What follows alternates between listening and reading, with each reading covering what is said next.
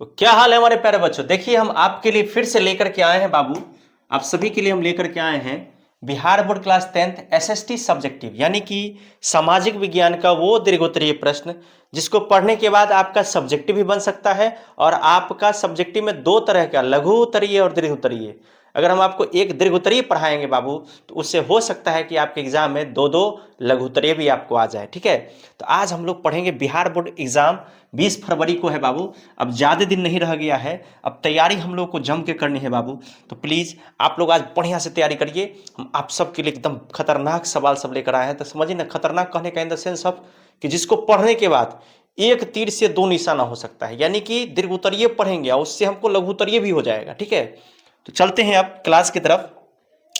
और हम लोग का सबसे पहला सवाल है, यूरोप में राष्ट्रवाद के उत्थान में नेपोलियन बोनापार्ट की क्या भूमिका थी। तो सबसे पहले मैं आपको बता दूं कि नेपोलियन बोनापार्ट भले ही वो तानाशाही था, फ्रांस में लोकतंत्र को समाप्त कर दिया, लेकिन यूरोप में राष्ट्रवाद यानी राष्ट्र के प्रति मरने की जो भावना होती है उसको मजबूत करने में सबसे महत्वपूर्ण भूमिका उसी का था। ठीक है, उसके बाद देखिए सबसे पहले नेपोलियन ने क्या किया, 1804 ईस्वी में एगो नेपोलियन संहिता यानी नेपोलियन कोड लागू किया। ठीक है, नेपोलियन कोड लागू किया। इस कानून से क्या हुआ, तो बाबूरे जनता पर जो उसका जनता पर को जो मतलब जन्म से किसी विशेष आदमी को, जैसे पादरी लोग था, कुलीन लोग था, उसको कुछ विशेष अधिकार मिला था, उसको समाप्त कर दिया गया। यानी कि जन्म से जो अधिकार था, जन्म से जो मिला अधिकार था, उसको समाप्त कर दिया गया। किस कानून के द्वारा, तो नेपोलियन संहिता कानून के द्वारा, नेपोलियन संहिता कानून के द्वारा। इसको आप अच्छे से पहले पढ़ लीजिए। ठीक है, पहला पार्ट पढ़ लीजिए, पैराग्राफ पढ़ लीजिए, उसके बाद हम लोग दूसरे पेज में चलते हैं। ठीक है, उसके बाद देखिए इस कानून में और क्या सब था। इस कानून में क्या हुआ, नेपोलियन संहिता कानून में कानून के सामने सभी नागरिकों को समान माना गया, सभी को समान माना गया। इससे लोगों में क्या हुआ, तो समानता हुई, यानी सब एक होने लगे। और राष्ट्रीय एकता की भावना भी विकसित होने लगी, माने देश के लिए एकता की जो बात थी वो, अब पहला काम इसका नेपोलियन संहिता कानून हो गया। दूसरा देखिए, नेपोलियन ने अपने अधीन क्षेत्रों में एक समान कानून व्यवस्था लागू किया। मापने तोलने का जो प्रणाली था उसको पूरे देश में एक सिस्टम से ले आया, माने एक रंग कर दिया।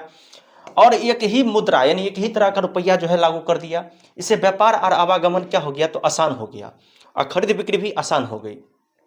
और लोगों को अब महसूस होने लगा कि हम सब एक बड़का देश के हिस्सा है, जिस देश में एक एगो मुद्रा है, एक एगो कानून है, हम सब समान है। ये दूसरा काम किया नेपोलियन ने। ठीक है, इसके बाद तीसरा काम क्या किया, देखिए तीसरा काम क्या किया कि जर्मन राइन राज्य संघ का स्थापना किया था। आपको मालूम होगा नेपोलियन ने जर्मनी और इटली में फैले छोटे छोटे राज्यों को, यानी जर्मन को 300 छोटे बड़े राज्यों में बांट दिया गया था।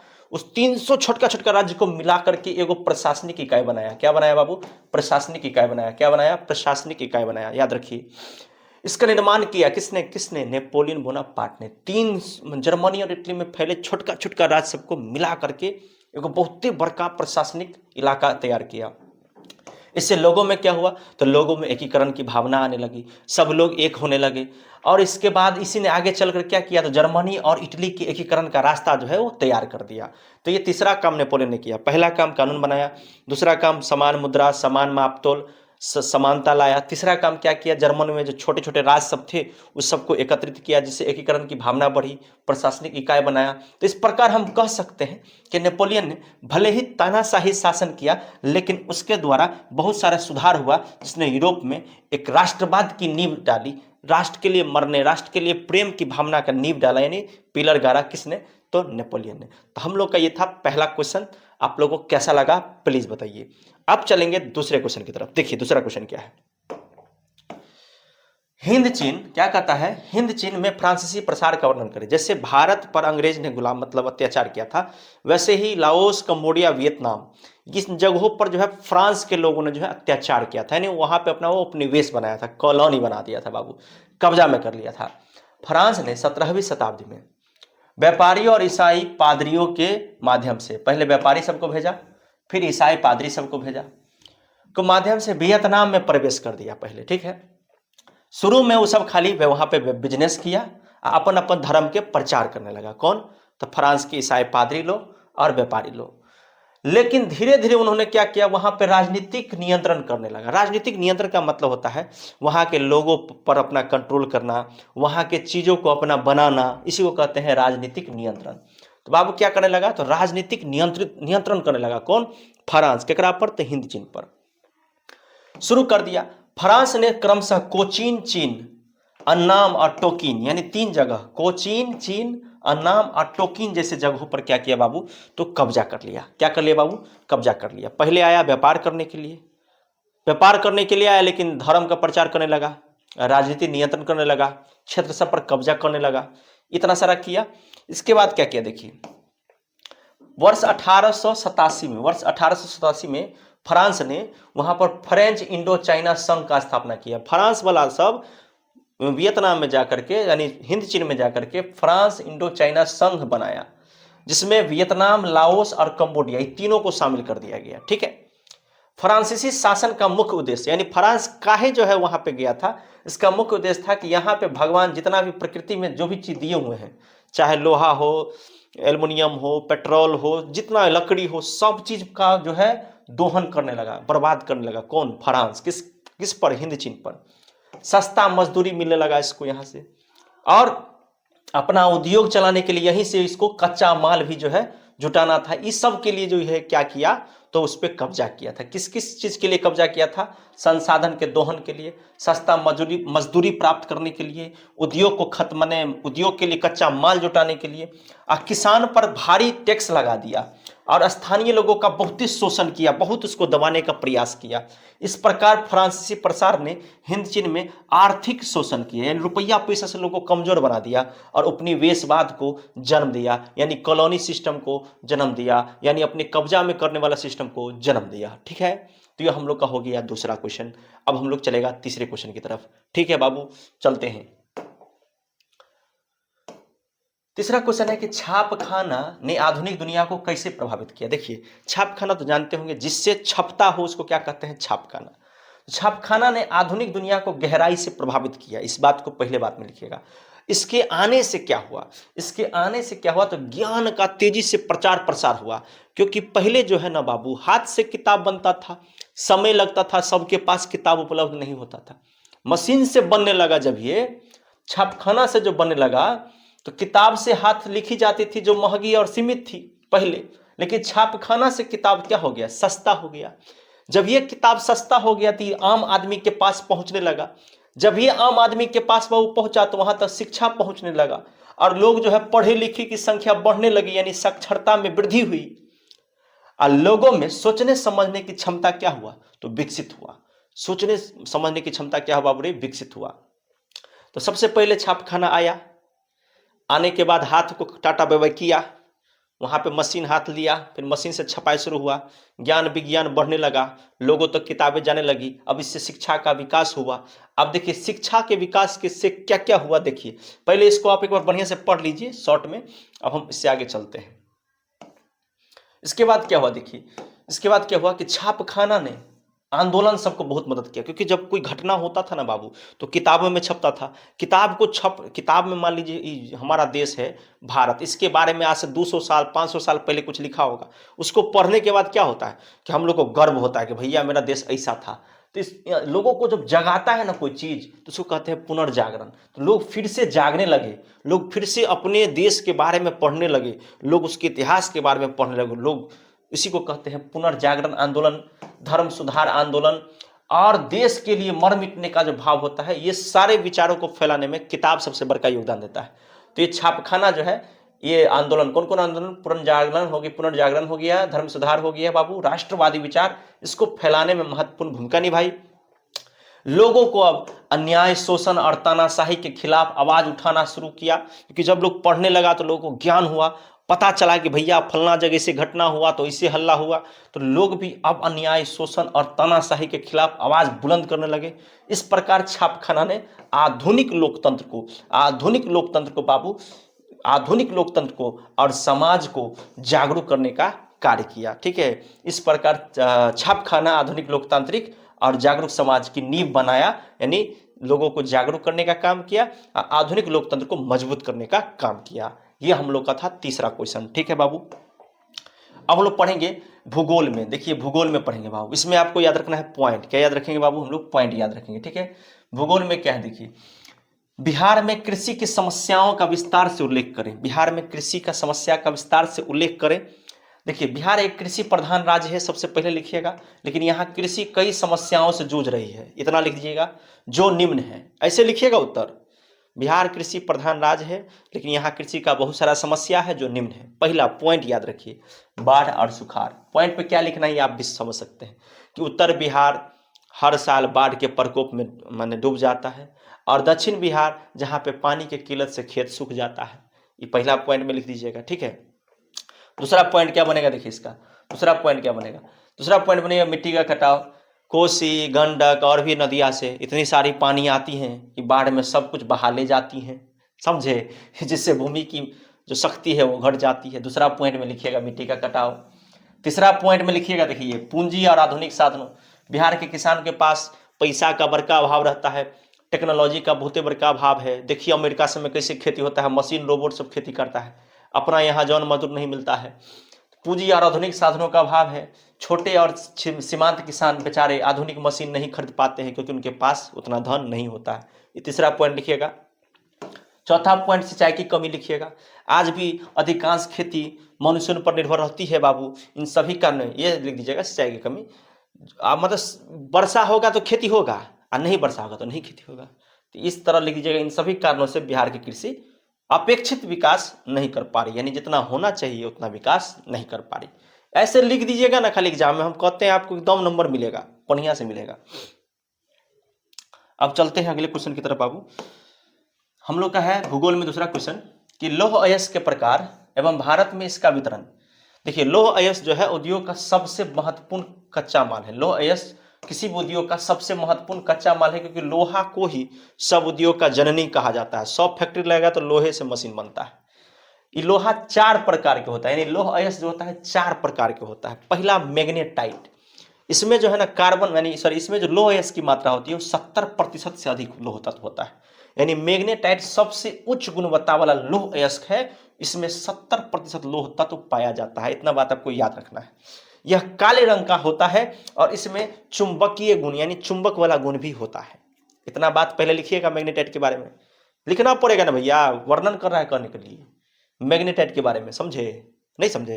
अरे एक बार और पढ़ लीजिए ना। मैग्नेटाइट उच्च गुणवत्ता वाला लौह अयस्क है, इसमें 70% अधिक लौह अयस्क पाए जाते हैं या लौह तत्व पाए जाते हैं। यह काले रंग का होता है, बस हो गया। इसमें चुंबकीय गुण होता है। तब भैया आप भी क्या कर रहे हैं? अब भारत में कहाँ कहाँ पाया था मैग्नेटाइट? देखिए कर्नाटक में, आंध्र प्रदेश में और तमिलनाडु में। वितरण में इसे लिख दीजिएगा। दूसरा हो गया हेमेटाइट। हेमेटाइट भारत में पाया जाने वाला सबसे महत्वपूर्ण और अधिक उपयोग में किया जाने वाला लौह अयस्क है। इसका उपयोग बहुत ज्यादा होता है। इसमें मात्र 60 से 65% लौह तत्व पाया जाता है। इससे इस्पात यानी स्टील बनाना आसान होता है। ये हो गया हेमेटाइट के बारे में। इतना ही लिखना है हेमेटाइट के बारे में। पढ़ लीजिए बाबू, डिटेल से बढ़िया से पढ़ लीजिए। पढ़िए पढ़िए पढ़िए पढ़िए, पीछे पीछे पढ़िए। अब भारत में इसका वितरण, उड़ीसा के मयूरभंज में, छत्तीसगढ़ के बस्तर बेलाडीला में, झारखंड के सिंहभूम में करने, यानी उड़ीसा, छत्तीसगढ़, झारखंड और कर्नाटक में ये आपको पाया जाता है। ये हो गया दूसरा हेमेटाइट। अब तीसरा मैग्नेटाइट, हेमेटाइट हो गया। तीसरा देखिए लिमोनाइट, ये आपको याद रखिएगा। लिमोनाइट तीसरा प्रकार। लिमोनाइट को भूरा लौह भी कहते हैं। इसमें 40 से 50% लौह का तत्व पाया जाता है। यह नमी वाला क्षेत्र में पाया जाता है। इसकी गुणवत्ता हेमेटाइट से भी कम होती है। भारत में कहाँ कहाँ? झारखंड, उड़ीसा, पश्चिम बंगाल। ऐसे 2-3 लाइन देख कैसे लिखना है। पहला ये भूरा लौह अयस्क है। दूसरा 40-50% लौह तत्व है। यह नमी वाले क्षेत्रों में पाया जाता है। इसकी गुणवत्ता कम होती है। बस 4 लाइन हो गया। कहाँ कहाँ मिलता है? झारखंड, उड़ीसा, पश्चिम बंगाल।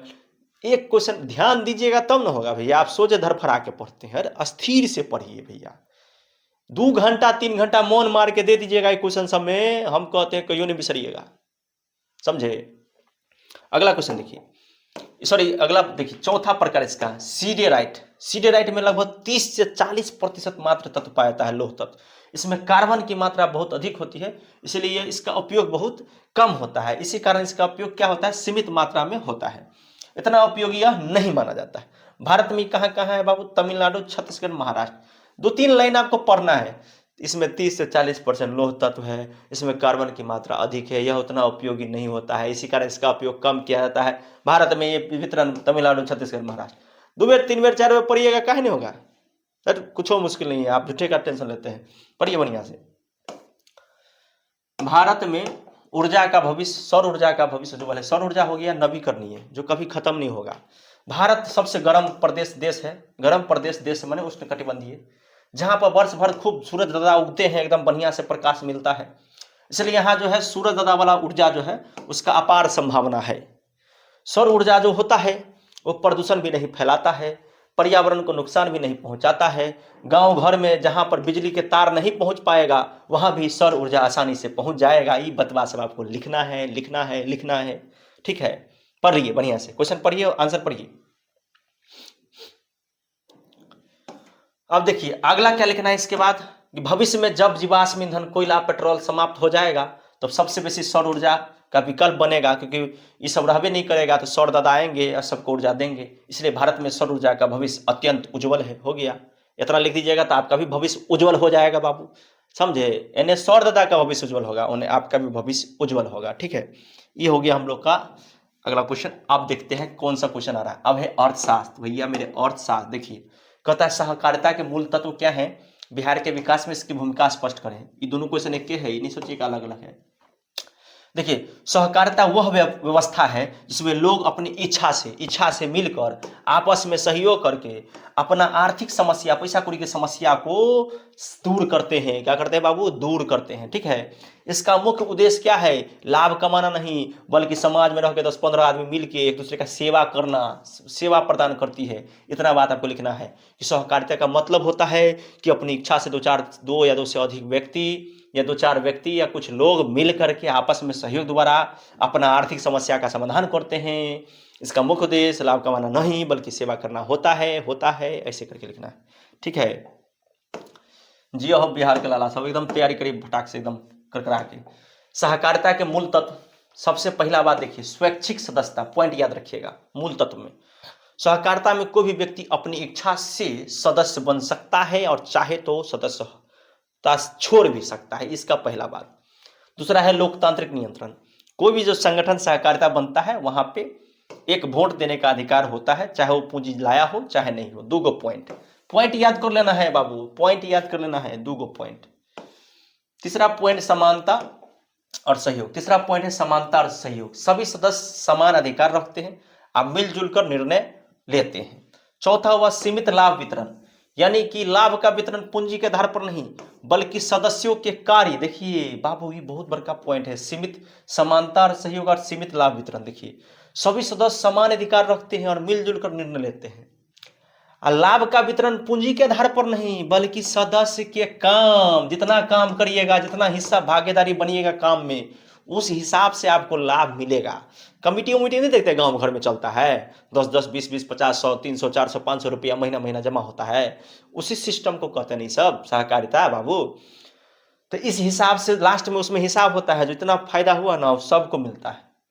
तो तीसरा पॉइंट समानता, सभी सदस्य को समान अधिकार मिलता है, मिलजुल कर निर्णय होता है। चौथा लाभ का जब वितरण होता है तो उसका पूंजी नहीं देखा जाता है बल्कि उसका काम देखा जाता है, उसकी भागीदारी देखी जाती है। ऐसे लिखना है ना भैया, आपको लिखना है इस एग्जाम में। समझा रहे हैं, देसी गुरुजी हैं भैया, देसी टोन में समझा रहे हैं, समझ जाइए प्लीज हमारे प्यारे प्यारे भोले भोले बच्चा सब। देखिए हम है कर्कश आदमी, लेकिन प्लीज आप थोड़ा प्यार से पढ़ लीजिए भैया। यूट्यूब पर हम इस पर से निकल के आपको नहीं निकल के कुछ कर सकते हैं, इसलिए इसी पर से पढ़ लीजिए, ठीक है। बिहार के विकास में सहकारिता की भूमिका, देखिए वही क्वेश्चन है अभी तक चलिए रहा आंसर। सबसे पहले कृषि को बढ़ाता है, किसान को लोन देता है, खाद बीज उपलब्ध करवाता है, ट्रैक्टर रोटावेटर, थिएटर नहीं कर दीजिएगा, ट्रैक्टर रोटावेटर इत्यादि सामान सब जो है कम दाम पर ही खरीदवा देता है सहकारी समिति। दूध उत्पादन में वृद्धि कर रहा है, सुधा डेयरी गांव खुल रहा है ना, वही सहकारिता है। आमदनी लोग की बढ़ रही है, भैंस पोस रहे हैं लोग, दूध बेच रहे हैं, सबके घरे 1-2 भैंस बढ़ रहा है, रोजगार बढ़ रहा है। तो 2-4-5 गो बात, कृषि का विकास कर रहा है, किसान को लोन दिला रहा है, किसान को यंत्र दिला रहा है, दूध के उत्पादन बढ़ा रहा है, सुधा डेयरी गांव खुल रहा है, लोगों को रोजगार मिल रहा है। समझ गए कि नहीं समझ गए, इसे लिख ले रहा है बाबू एग्जाम में, और नंबर मिलेगा तो मिलेगा, गारंटी है। मुकेश सर का तो मुकेश इसी क्वेश्चन का सहकारिता के मूल तत्व अब बिहार के विकास में उसकी भूमिका अलग से लिख दिए हैं। 2 को क्वेश्चन मिला के लिखे हैं कि कुछ पूछे तो आप लिख दीजिएगा, ठीक है ना। अब है राज्य स्तरीय राज्य स्तरीय एवं राष्ट्रीय स्तरीय वित्तीय संस्थान में अंतर स्पष्ट करें या इसका वर्णन करें। ठीक है, तो देखिए पूरे देश में जो बैंक सिस्टम है ना, दो सिस्टम से चलता है, एगो राज्य भर में चलता है, एगो देश भर के लिए चलता है। तो वित्तीय संस्थान वे संस्था जो धन का संग्रह यानी धन को जमा करती है, जमा करके रखती है, धन को बांटती है और धन पर कंट्रोल करती है पूरे देश में, उसी को क्या कहते हैं, वित्तीय संस्था कहते हैं। इतना बात पहले आपको जानना है। अब वित्तीय संस्था को कार्य के आधार पर दो भाग में बांट दिया गया है। पहला होता है राज्य स्तरीय, दूसरा होता है राष्ट्रीय स्तरीय। तो आप पहले पढ़ेंगे राज्य स्तरीय के बारे में। ठीक है, वे वित्तीय संस्था जो सिर्फ एक गो क्षेत्र में हो या एक गो राज्य में हो, क्या बोलेंगे बाबू, वे वित्तीय संस्था जो एक ही क्षेत्र में हो या एक ही राज्य में सीमित हो, कार्य करती हो, उसको क्या कहते हैं, राज्य स्तरीय वित्तीय संस्थान कहते हैं। हमारी बात नहीं घुस रहा है तो इसको भी आप पढ़ सकते हैं। वैसे हम इतना अच्छा से बता रहे हैं कि हमको लगता है कि समझ में आ रहा होगा। ठीक है, और नहीं समझ में आ रहा होगा तो मोबाइल आपके हाथ में है, तनिका बैक करिए, फिर से सुन लीजिए। ये हो गया। उसके बाद देखिए प्रमुख विशेषता यानी राज्य स्तर वाला जो होता है, जो सिर्फ एक गो क्षेत्र में होता है, उसका विशेषता क्या है कि इनका कार्य क्षेत्र सीमित होता है। ये ग्रामीण और पिछड़े क्षेत्र पर ज्यादा ध्यान देते हैं। छोटका छोटका किसान, कारीगर और गांव के जनता को मदद करते हैं। और इसके लिए 3 गो बैंक काम करता है, सहकारी बैंक, ग्रामीण बैंक, सुने होंगे नाम, और भारतीय राज्य सहकारी भूमि विकास बैंक जो किसान को ऋण दिलाने का काम करती है। ठीक है, क्षेत्रीय ग्रामीण बैंक भी वही काम करता है, सहकारी बैंक भी वही काम करता है। ये तीनों ग्रामीण को, पिछड़ा क्षेत्र को पर अधिक ध्यान देता है, छोटका छोटका किसान को, कारीगर को और गांव की जनता को पैसा लोन देकर मदद करता है। बुझे भैया, तो ये हो गया राज्य स्तरीय। अब देखिए देश लेवल वाला संस्था परकागो, देश पूरे देश में देखता है। वे वित्तीय संस्थान जो पूरे देश में कार्य करता है, देश के 100 पैसा कौड़ी के कानून बनाने में कंट्रोल करता है, उसका संचालन करता है, बनाता है, उसको क्या कहते हैं, राष्ट्रीय वित्तीय संस्थान कहते हैं। वे वित्तीय संस्थान जो पूरा देश में कार्य करता है, पूरे देश की आर्थिक नीति बनाता है, संचालन करता है, उसको क्या कहते हैं, राष्ट्रीय वित्तीय संस्थान कहते हैं बाबू। अब उसके बाद ये वाला पढ़ लीजिएगा। उसके बाद क्या है कि इसकी भी विशेषता है। इनका क्या होता है, ये पूरे देश में काम करता है। ये पैसा कौड़ी जो बनता है, छपता है, और बड़का बड़का जो रोड वगैरह बनता है, पुला बनता है, बड़का बड़का फैक्ट्री वगैरह लगता है, तो ये मौद्रिक और वित्तीय, मुद्रा छपना, बनना, उसका वितरण, इस सब काम करता है। यानी मौद्रिक और वित्तीय नीति यही बनाता है कौन, राष्ट्रीय वित्त संस्थान। यह बैंक सब जितना भी चलता है हम लोग के यहाँ, सबको कंट्रोल करता है पूरे देश में कौन, तो राष्ट्रीय वित्त संस्थान। बड़का बड़का उद्योग या कोनो राष्ट्रीय योजना, बड़का बड़का योजना बन रहा है, फलना पुल बनेगा, फलना चीज बनेगा सरकार के द्वारा, तो सारे योजना में पैसा जो जाएगा, पैसा कौन उपलब्ध करवाता है, तो राष्ट्रीय वित्त संस्थान। बुझे बात को, तनिका मिनका बुझ रहे होंगे आप सब। अब इसकी में देखिए, इसका आगे चलते, विशेषता तो पढ़ लिए। अब देखिए इसका जो है भारतीय रिजर्व बैंक देश का केंद्र, इसका जो है उदाहरण पूछेगा कौन कौन बैंक होता है इसमें। जैसे उधर था ना 3 गो बैंक, इसमें भी देखिए बैंक है भारतीय रिजर्व बैंक। इसका काम है, इसको केंद्रीय बैंक कहते हैं, मुद्रा जारी करता है और सब बैंक पर कंट्रोल करता है। अब है भारतीय स्टेट बैंक, सबका खाता होगा माई बाबूजी का, देश का सबसे बड़ा वाणिज्यिक बैंक है, इसको कौन बैंक कहते हैं, वाणिज्यिक बैंक। यहाँ पे उद्योग बिजनेस करने के लिए जनता को लोन दिया जाता है। ठीक है, वहां पे जनता अपना पैसा भी जमा करती है, निकालती भी है। तीसरा है नाबार्ड। नाबार्ड का काम है किसान के लिए या ग्रामीण सब के लिए, गांव के डेवलपमेंट के लिए या किसान के विकास के लिए लोन उपलब्ध करवाती है कौन, नाबार्ड। आज जितना भी गांव घर में सहकारी बैंक जो चलता है राज्य स्तर पर, उस सब को सहायता कौन करता है, तो यही नाबार्ड करता है। ठीक है, अब अपना सब यहाँ से पढ़ेंगे राजनीति विज्ञान का क्वेश्चन, यहाँ लिखा गया है राजनीति विज्ञान। इससे आगे अब अपना सब पढ़ेंगे राजनीति विज्ञान। तो अभी तक अपना सब यहाँ तक पढ़ लिए बाबू, देख लिए ना, यहाँ तक पढ़ लिए। अब चलते हैं, यहां तक पढ़ लिए बाबू, अब चलते हैं आगे। देखिए गठबंधन की राजनीति क्या है। देखिए गठबंधन की राजनीति, इस पे लोकतंत्र का प्रभाव का वर्णन करें। देखिए गठबंधन माने जानते हैं ना, दो चार गो दल मिल के बना ले सरकार, तो कहते हैं गठबंधन। अब दोनों क्वेश्चन एक है, ये दोनों क्वेश्चन एक गो है, उत्तर ये है, गठबंधन की राजनीति क्या है, इसके लोकतंत्र पर प्रभावों का वर्णन करें। कि जब कोई भी राजनीतिक दल अकेले बहुमत नहीं प्राप्त करके 2-4 को मिलाकर सरकार बनाती है, उसे हम गठबंधन की राजनीति कहते हैं। बात खत्म। भारत में 1989 के बाद ये गठबंधन सिस्टम बना था बाबू। गठबंधन की राजनीति का युग शुरू हुआ था, समझ में आया? गठबंधन की राजनीति का युग शुरू हुआ था। अगला देखिए क्या है, गठबंधन की राजनीति का प्रभाव लोकतंत्र पर क्या प्रभाव होता है? तो दो प्रभाव, एगो सकारात्मक प्रभाव। सकारात्मक प्रभाव में क्या होता है बाबू कि जितने छोटका छोटका दल है ना, दल मने मिट्टी वाला दल नहीं, जितना दल सब छोटका छोटका क्षेत्रीय दल सब, अब नामों नहीं सुने, लोटा दल, प्रिया दल, कुछ दल बना लेता आजकल, तो सब क्षेत्रीय दल का महत्व बढ़ जाता है। अब 2-4 जगह से बेचारा जीत गया, सरकार में सट जाता है कि हमरो ले ले, नहीं तो हम तेरा संगे नहीं आएंगे, विरोध करेंगे। तो क्षेत्र अब मैंने हमारा पूरा बहुमत एबे नहीं किया, 120 गो सीट आया है, 3 गो और चाहिए। अब 3 गो हम ले लिए एकदम छोटका छोटका दल को, अब वो सब पावर में रहेगा कि हम हट जाएंगे तो तुम्हारा सरकार गिर जाएगा, समझे? तो क्षेत्र दल का महत्व बढ़ गया। राष्ट्रीय राजनीति में, देश के राजनीति में भी उस सबका भूमिका जो है बढ़ जाता है। किसका? क्षेत्रीय दल का। हम जैसे बोल रहे हैं वैसे लिख दीजिएगा। ये क्षेत्रीय दल का महत्व, गठबंधन की राजनीति के प्रभाव, क्षेत्रीय दल का महत्व बढ़ जाता है, राष्ट्र की राजनीति में भी उसका भूमिका बढ़ जाता है। पहला बात, सत्ता यानी पावर, यानी सरकार में भी उसकी जो है भागीदारी बढ़ जाती है। अलग अलग वर्ग, अलग अलग जाति, अलग अलग क्षेत्र के लोग सरकार में अपनी भागीदारी सुनिश्चित करते हैं। छोटका छोटका दल के लोग सब, छोटका छोटका दल मैंने कहने का मतलब छोटका लोग नहीं करे, छोटका दल, जैसे बड़का दल, छोटका दल।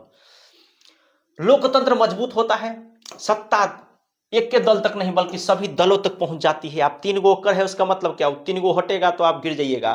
तो सरकार का जो पावर है, सिस्टम है, वो सभी दलों तक पहुंच जाता है। इसी को कहते हैं सत्ता एक दल तक नहीं सीमित रहती। इतना बात लिखिएगा सकारात्मक प्रभाव में। बात को सुनिए, समझिए, पढ़िए, तब लिखिए बउआ, ठीक है? अब देखिए उसमें सवाल में था कि लोकतंत्र पर इसका प्रभाव, तो सकारात्मक प्रभाव लिख दिए। अब देखिए गठबंधन की राजनीति के नकारात्मक प्रभाव देखिए। सरकार कभी भी गिर सकता है, अगर छोटका दल के मन में कोनो तकलीफ हो गया तो जल्दी गिरिए जाता है, लिख लो है। निर्णय लेने में हमेशा देरी होता है। 3-4 गो दल है, सब सहमत होगा तभी निर्णय होगा। हर निर्णय में जब तक सब दल हाँ नहीं कहेगा तब तक कोई निर्णय नहीं हो सकता है। इसलिए इस राजनीति को प्रेशर का राजनीति कहते हैं। प्रेशर कुकर की तरह कब सीटी मारेगा कोई ठीक नहीं। तो इसका नकारात्मक प्रभाव हो गया, ठीक है? आप पढ़ लीजिए बढ़िया से। सरकार की अस्थिरता, अच्छा नहीं समझे? मैंने देखिए 3-4 गो दल है ना बाबू, तो अब हम 2 गो बड़का बड़का दल है और 2 गो छोटका छोटका है, उसको 2 गो 3 गो करके विधायक है।